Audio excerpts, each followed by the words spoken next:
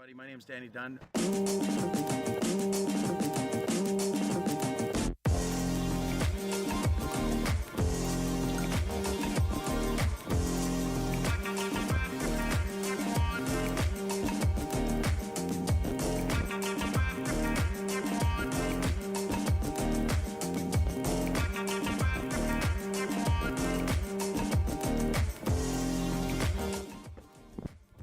Rock bass comes under that category of what were you thinking? What are you thinking, man?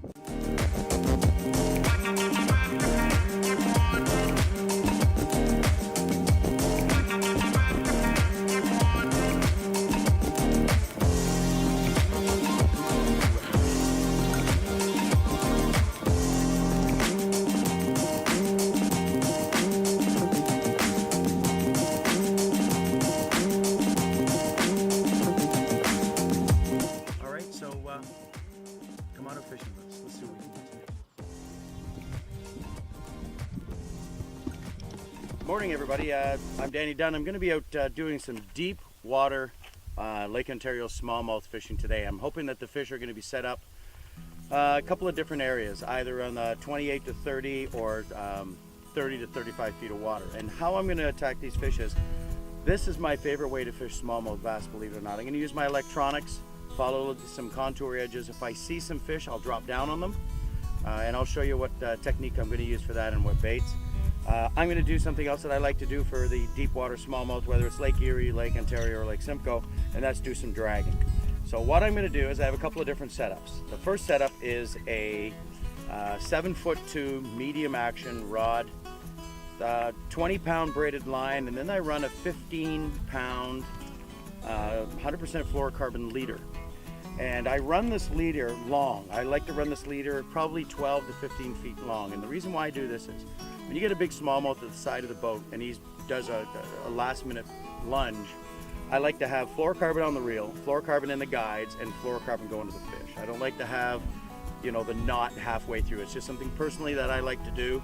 It gives me a little confidence. So what I've got here is a Freedom Tackle wobbling head, and then I've got a big swammer on the back in my favorite color. So what I like to do is I rig it also exposed. I put it through this way, and the hook is sticking right up because, you know, there's no weeds here. It's not going to get snagged up. And what this is going to do is this is going to imitate a goby going along the bottom. Now the next thing that I'm going to do, just let me put this down, is of course I'm going to go with the 361 touchdown tube in the X Zone. Again, almost the exact same color as the swammer I had. Now again, that head that I just showed you was a half-ounce head because it's important to stay in contact with the bottom. And the tube that I'm throwing is a half-ounce head as well, the X Zone heads. Now what I like about this here is that it's a heavy head. It's not a very large gap, but it's a thin wire hook, and that's very important because when you're in deep water and you set the hook, you need to be able to get this hook through into the fish's mouth. The thicker the gauge of hook that you have, the little bit more energy it's going to take to get that hook into the fish. So, you know, if you're fishing in 30-35 feet of water, you might also have that bait back another 100 feet. So you could have 100-135 feet of line out. It's an awful lot of line to pick up. For the rod and reel, I like a 7'2" or a 7'6" medium heavy spinning rod for that. And the reason why I like the longer rod, so I can pick up that line very quickly when a fish hits it. One other little thing, if you're fishing the tube and you're going to drag it, remember, gobies do not have a swim bladder. So if they're being pursued by something, they're going to instinctively try to take off. Well, the first thing that they'll do is try to take off and go up. When they get up, they get 8 or 10 inches off the bottom, no swim bladder, then they start to kind of flutter back down.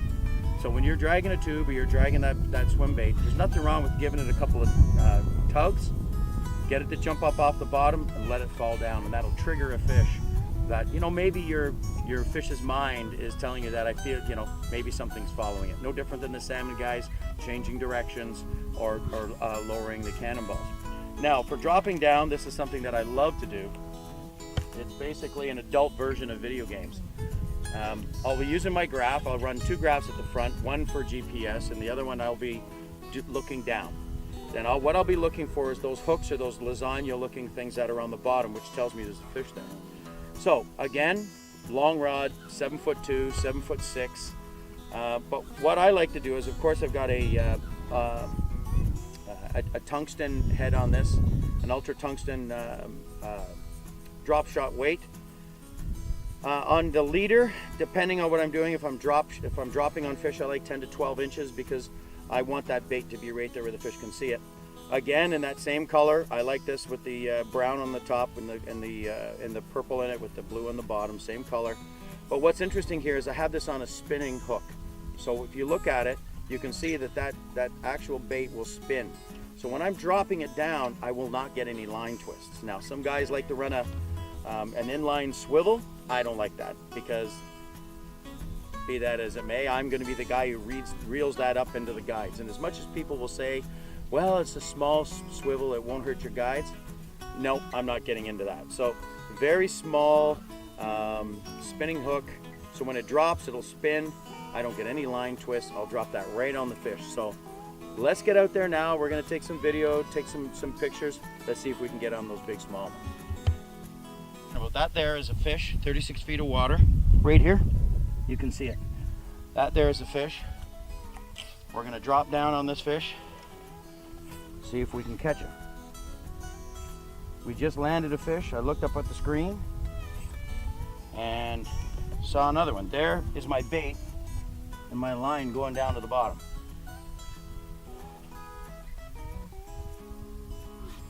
You can see as I move the bait, look, you can see the bait coming up and off the bottom. That's it being picked up by the transducer. All right, but that's what we're looking for.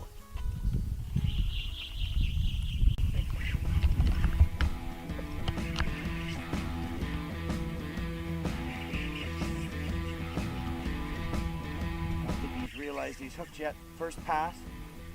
See that pumping, bumping down there? Big fish. Really big fish.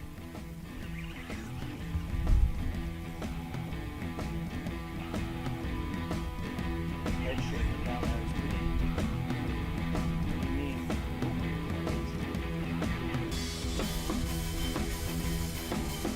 Just look at the size of that.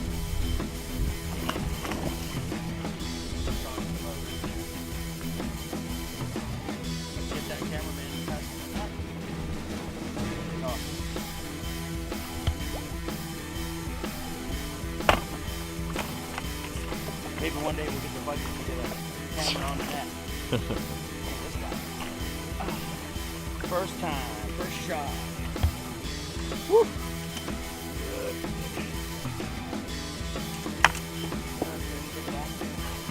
Hello. How's that?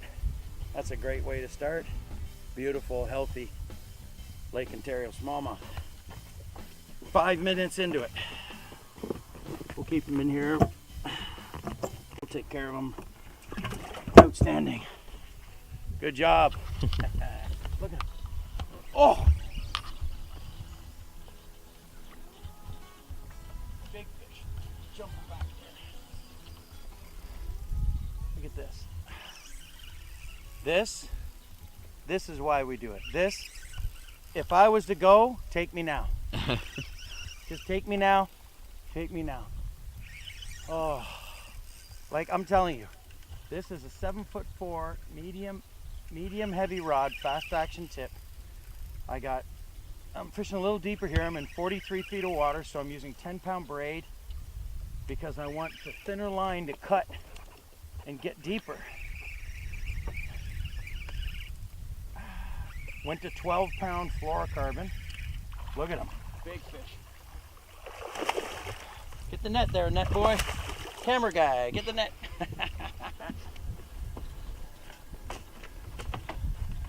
If this thing could, he'd be going Eeyore, Eeyore, Eeyore for a donkey, donkey, donkey, donkey. Look out, look out. That X-Zone tube is gone. but I see it. It's right there in the crushers, right in the top. Look at that. That is a beautiful Lake Ontario smallmouth.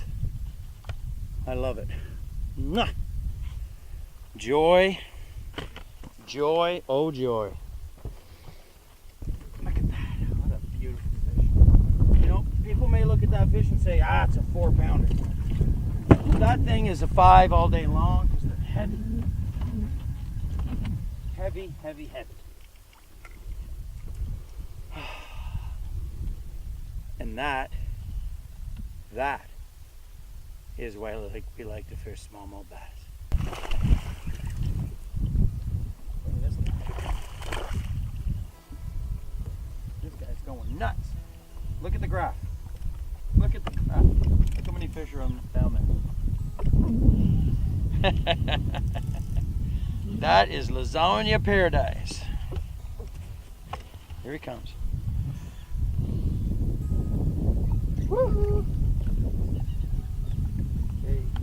Hey cameraman, pass me the net.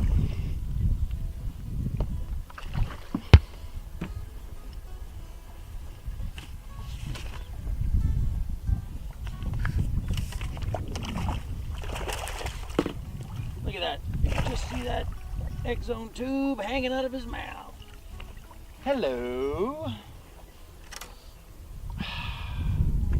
Look at that. Look where that hook pierced right through where it's supposed to. Look at that, right through.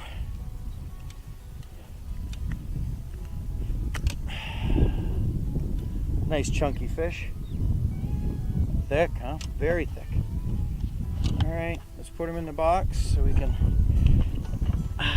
get a little picture later.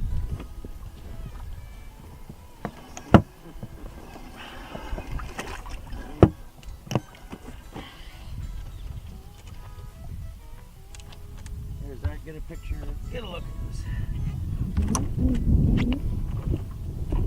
I would say the tube's taking a bit of a beating today. That X-Zone tube's getting her done. She's bass tuned and I'm not changing it out. We're just gonna keep going. Whew! Drop down on top of this guy. He's not that big, but he's fun. Bunch of them down there in 35 feet of water. Whoa. Whoa. You bet that X-Zone, the X-Zone slammer. They are full of beans, that's for sure. Right in the side of the mouth. Spin shot hook. Got him good. Oh boy, there it is. We'll let him go quick. There he goes.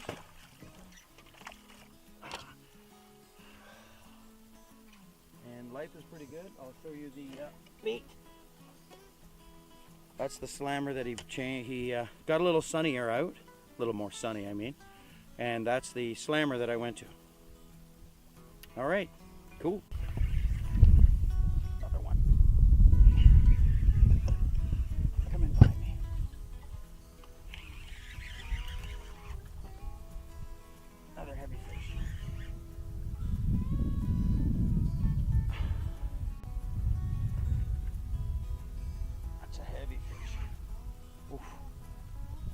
I don't think this is a bugle bass.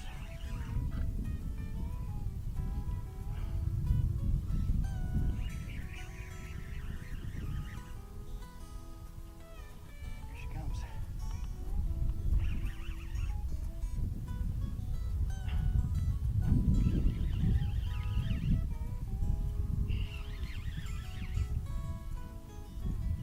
Wow, this one is heavy.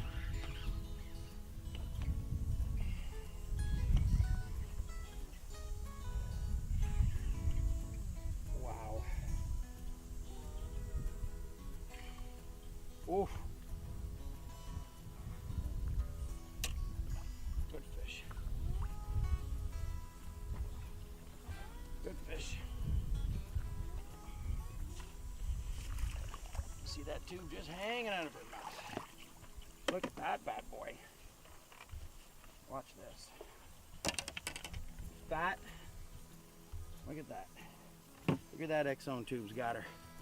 That hook is right there, right through, clean, right where you want to get her. Man, I love this color. Mwah. Lake Ontario, Lake Simcoe, even Rice Lake. Shh.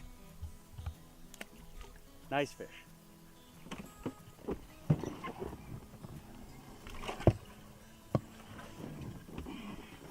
Life is good on the big lake.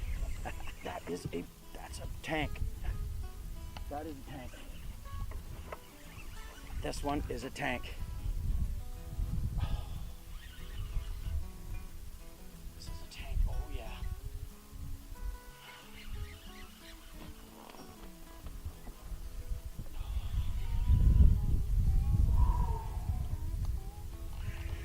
Man, all the years I've been fishing, still makes you breathe hard. This is a tank. I'm telling you right now. Look at that. It's just steady pull. Steady.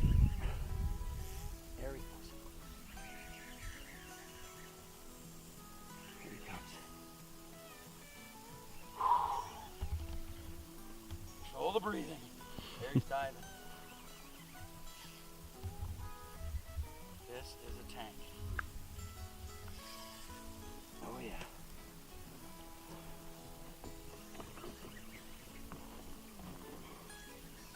Turn around, I don't want to. Okay, now I'm into the floor car. Oh my gosh. Pass me that net. This is over 6, I think. Ooh. Horseflies are biting me. I always say when the horseflies are biting you, the fish are biting.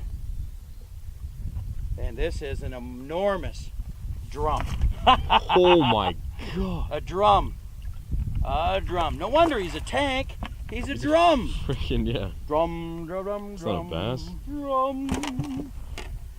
Hold on, let me get him up here. Look at this guy. This is a giant smallmouth bass. A giant bugle bass, I would say. Well, he is over 6. There's no doubt about that. Those X-Zone tubes, they really catch it all. All right, let's let this guy go. You ready? Nose first. There he goes. Now I need to wash my hands. Does this officially make me a drummer? I guess it makes me a drummer. See ya.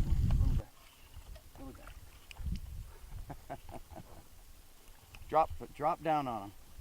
Even that graph, the way I have it set up, I could see this little guy on the graph.